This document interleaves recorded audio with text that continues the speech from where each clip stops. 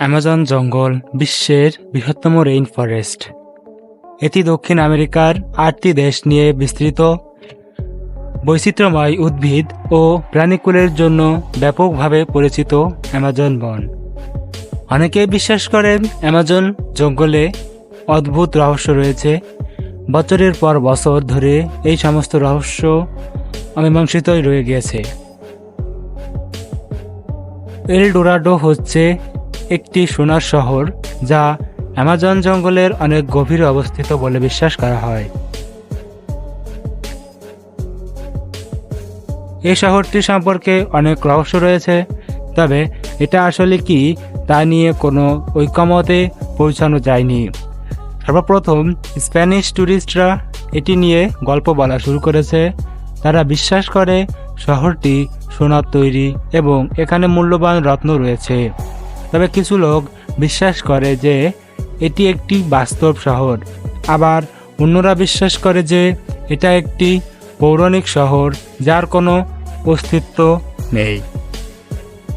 এই শহর খুঁজে পাওয়ার জন্য অনেক দিন অনেক অভিযান চালানো হয়েছিল। অ্যামাজন জঙ্গলে এখন অনেক অজানা উপজাতি রয়েছে। এসব উপজাতি আধুনিক জগৎ থেকে বিচ্ছিন্ন অবস্থায় থাকে। তাদের সংস্কৃতি ও জীবন সম্পর্কে বেশি কিছু জানা যায় না। বাইরের বিশ্ব সম্পর্কে তাদের তেমন কোনো ধারণা নেই।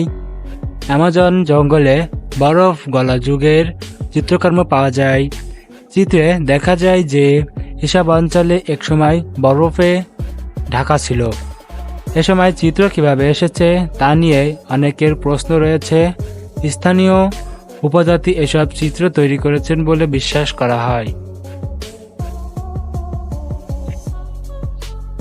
2019 সালে এক অভিনব প্রজাতির তিমির মৃতদেহ অ্যামাজন জঙ্গলে পাওয়া যায়। ধারণা করা হয় আটলান্টিক থেকে এটি অ্যামাজন জঙ্গলে এসে পৌঁছাছে। কিন্তু তিমিটি যখন অ্যামাজন জঙ্গলে পাওয়া যায় তখন ফেব্রুয়ারি মাস ছিল। ওই সময় সাধারণত শীতকাল থাকে না, বিধায় তিমি মাছ থাকার কথা নয়। 2013 সালে অ্যামাজনের মধ্যে একটি অদ্ভুত কাঠামো পাওয়া যায় যা পরিচিত ছিল না। কেউ কেউ মনে করতেন এটি একটি মাকড়সার বাসা হতে পারে।